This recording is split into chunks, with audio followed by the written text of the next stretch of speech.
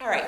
In every COVID-shaped ministry job description, I have learned to say COVID-shaped rather than post-COVID because, I just had it 2 weeks ago. So we're not post it yet. All of us are having to do three things. Number one, we got to come to terms with shipwreck. Number two, we got to make sense of this new landscape. And number three, we got to figure out how to rebuild the boat. So people like Matt have already been doing this for a while, and we are their students at this point. Now, part of this is we got to complexify the research that we are working with.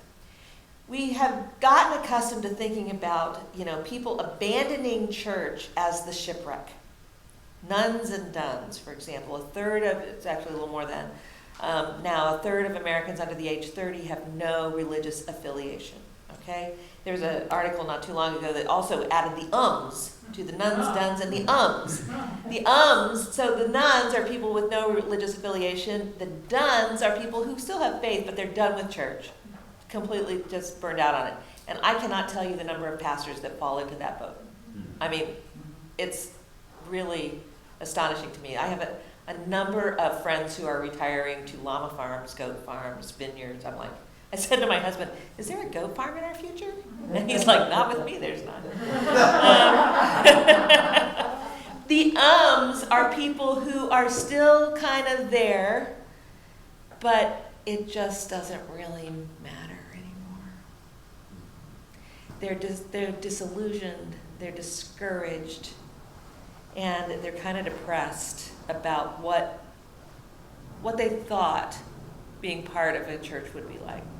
Anyway, so the question is this really what's causing the shipwreck? I'm going to say no. I think we've got some more fundamental things at stake. And of course, these were happening before the pandemic, but they've been x-rayed now in ways that we know. So Springtime found kind of two themes in their research. One was how young people were feeling. A third of them are hopeful. Just as many are uncertain. That word kept coming up, uncertain. I don't know what I think about this, right? A number of them feel isolated and trapped, which is, of course, part of the root to the mental health crisis. And I don't know if you've been reading the statistics lately. Suicide spikes.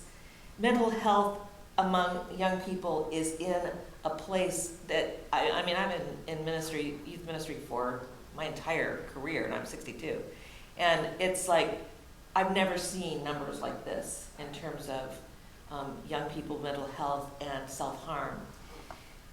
In many ways, this is becoming the key good that churches can offer young people in communities. It's one of the reasons why schools are not turning us away in the way that they once did, because their kids are in crisis and they need communities to come alongside them in any way they can. So we have to begin to either get good at it ourselves or begin to assimilate or accumulate resources to address this. So for young people, mental health is the shipwreck of our time. And the question is the church capable of holding them as their foundations, that thing that they thought would hold as it lets go? Okay?